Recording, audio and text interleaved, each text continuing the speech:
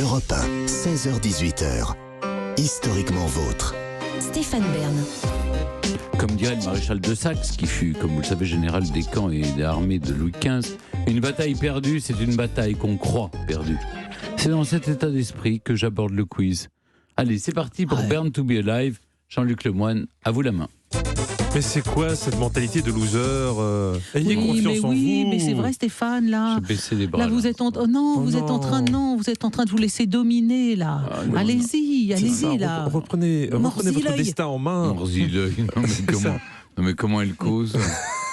Comment qu'il Allez, cause, faites-vous confiance, Stéphane. Non, mais ça me fait de la peine de vous voir comme ça, le Condor devenir cacatoès, c'est vraiment la dégringolade. Le Condor, vous l'écrivez comment? Allez. Ok. La première question est pour Stéphane. Émile Coué de la Châtaigneraie fut un pharmacien français. Il est le fameux inventeur de la méthode Coué. La méthode Coué. Oui. Alors, c'est pas pour rien que Stéphane, avant le quiz, répète 20 fois « Je suis historien, je suis historien ». Ça, je me le dis pas. Donc c'est pas en m'auto-persuadant que je vais avoir les diplômes. Hein. Ça peut aider. Non, je ne le suis pas. Je suis raconteur d'histoire. J'aime ça. Comme Jean-Marie Bigard. Voici raconteur d'histoire. En moins complotiste. Voici ma question. Émile Coué a eu comme patient le député communiste Paul Vaillant-Couturier, car ce dernier a été très impressionné par le fait de parler en public. Vrai ou faux? Ah, c'est une belle histoire, ça. Il a vécu à quelle époque, Émile Coué? Émile Coué... Fin 19e, non? Début 20e? Je vais pas vous mentir, je suis comme Stéphane, je suis un raconteur, je n'ai pas l'info. Mais parce que je crois qu'il est lorrain. Je me demande s'il n'était pas nancéen, et je me demande s'il n'est pas tout à fait un contemporain des verriers, oui, oui. Donc ça serait tout à fait fin 19e, début 20e, je pense. Mais ce qui m'impressionne dans cette histoire, c'est que je me demande dans quelle mesure Émile Coué a le moindre rapport avec la fameuse méthode Coué, et je ne le crois pas. Donc est-ce qu'il aurait... Là, c'est pas une question pour la méthode Coué. Hein. Oui, c'est vraiment l'inventeur de la méthode Coué. Oui. Mais alors, Paul Vaillant-Couturier. Il a aidé le député communiste Paul Vaillant-Couturier. Parce qu'il était impressionné par le fait de parler en public. Est-ce qu'il l'a libéré? Non, je crois pas. Je crois pas non du tout. Plus. Non, vous ne croyez pas? Non, je ne crois pas. On découvre la réponse. Vous avez gagné. Voyez, vous avez vu juste, Stéphane. Par contre, Émile Coué a participé à la guérison du bégaiement de celui qui allait devenir le futur Georges VI. À l'époque, il était duc d'York. Une question maintenant pour Clémentine. Fidel Castro avait un chien très dévoué appelé Fido. Encore aujourd'hui. Encore aujourd'hui, il est mort, Fidel Castro. Cette info ne vous a pas échappé. Je pense que son chien est encore en vie. Non, mais est-ce que j'ai pas fini? Encore aujourd'hui, outre-Atlantique, et même ici, un chien appelé Fido, c'est un symbole de fidélité. Vrai ou faux? Labor et fides.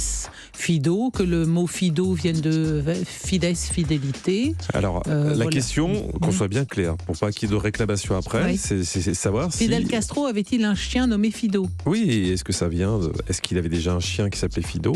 Et est-ce que c'est un symbole de fidélité? Oui. Vous pensez oui? On vérifie. Vous avez... Désolé, non, c'est pas Fidel Castro, mais Abraham Lincoln qui avait ce chien. Quand ce dernier a été élu président de la République, il a été confié à sa famille pour ne pas abîmer les meubles et les tapis de la Maison Blanche. Fido restera dans l'histoire comme un des premiers chiens de président. C'est devenu une tradition après.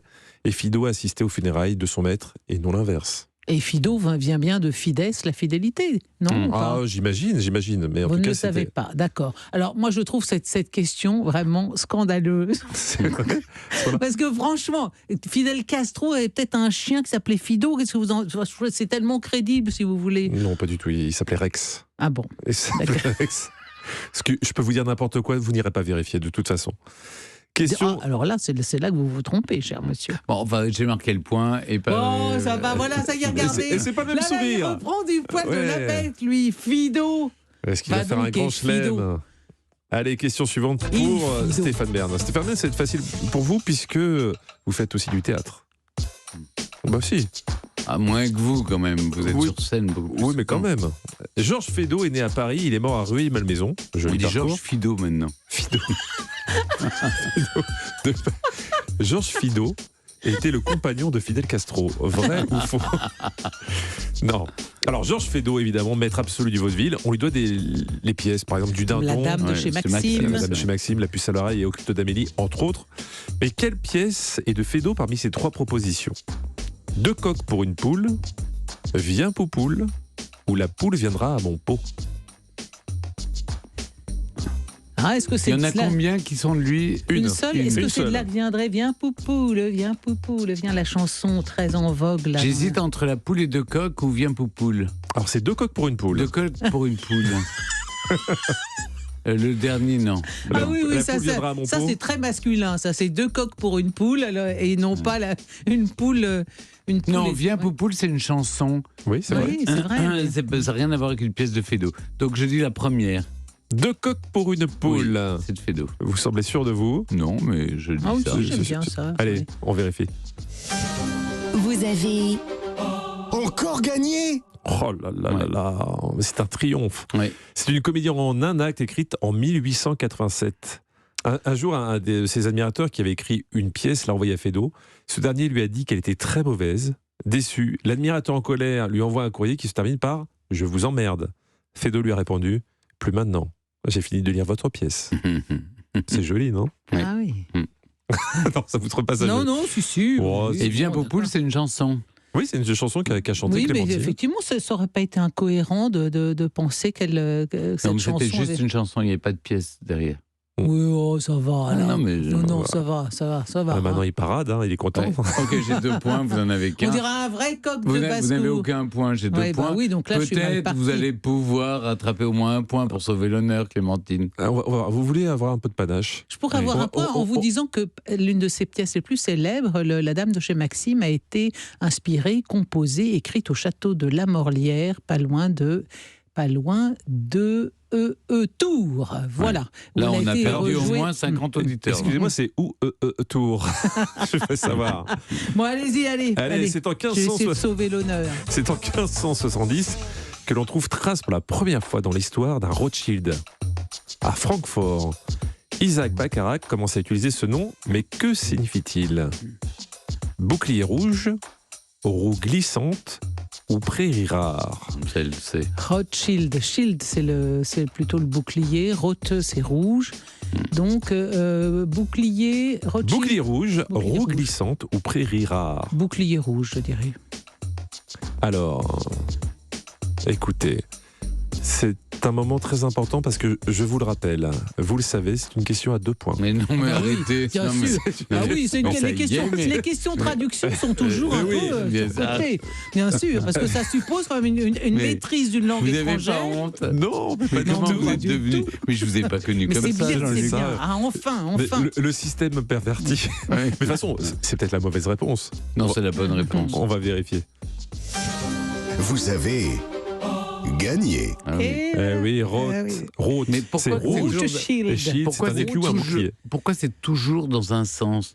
Toujours elle que vous rattrapez, moi vous me rattrapez jamais. Si, Parce que je vous vous êtes rattrape. irrattrapable, Ouais. irrécupérable. Ah, c'est ça. ouais. Mais tendez la main aux plus démunis. Oui, mais c'est vrai. Mais écoutez, je trouve Franchement. que l'argument de la question à deux, la question linguistique, Non, mais un là, peu c'est surcotée, En plus, vous c'est qui normal. parlez allemand, Oui, mais c'est pas. franchement. Franchement. Je vous rappelle que je Quel- m'appelle quel- Kaltenbach et je ne connais rien à l'allemand. Bien sûr, vous avez passé vous étiez en camp en Oui, c'est Allemagne de l'Est C'est vrai, c'est pendant vrai, vos c'est jeunes vrai. années. C'est On vrai. sait très bien ce que Très vous y bien. avez fait. J'ai passé ma vie chez les communistes et j'ai vu Fidel Castro. Ouais. Et c'est pour ça que j'aurais bien dû savoir qu'il n'avait pas un chien qui s'appelait Fido.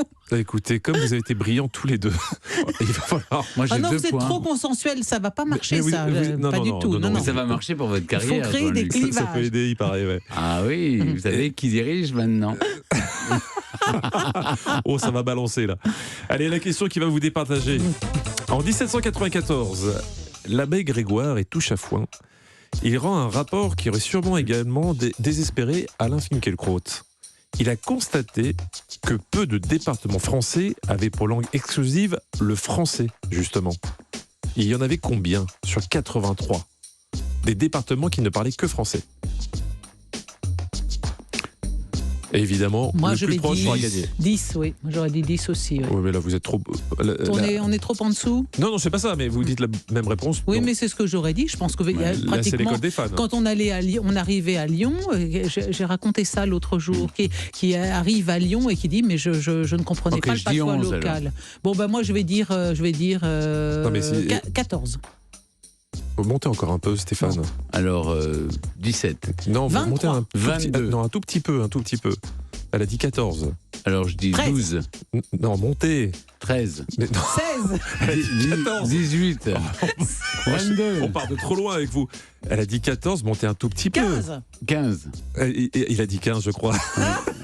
Ah non, là le J'ai niveau gagné. de Non, c'est pas ça. Mais il m'a expliqué qu'il fallait alléluia. penser le niveau de carrière. prix, je peux pas quand même, ça peut pas être aussi visible si vous voulez. Hein, faut quand même faire ça de façon un peu subtile. Je hein. suis Alors On non, vous c'est a pas très. repêché, là, avec la canne à pêche. Oui, bon bah voilà. Bon, les auditeurs ont bien compris que c'est moi qui ai donné la bonne réponse qui était 15. Mais c'est ça, mais il m'a fait comprendre que pour ma carrière, c'était mieux de faire gagner lui. Bon, bah moi je veux bien aussi. Bravo Stéphane. Non, Bravo, belle victoire. C'était 15 à la fin du XVIIIe siècle. L'élite européenne parle le français, mais pas les Français. Enfin, Ouais. seuls 3 millions sur 28. L'école va ensuite mener une guerre sans pitié aux langues régionales à partir de la fin Bien sûr. du 19e. Oui, la Troisième République, là, on oblige tout le monde à parler le français de France. Eh C'est ben, comme ça qu'on a oublié de Les cultures régionales. savoir traduire Rothschild. Oui. Rothschild. Merci, non mais voilà, vous En avez tout cas, gagné, magnifique victoire de bravo. Stéphane. Non, j'ai pas gagné. Si, Bah si. c'était très très beau. Soyez Mais pas si au revoir modeste. Clémentine, sans rancune, à demain. Europe 1, Historiquement vôtre.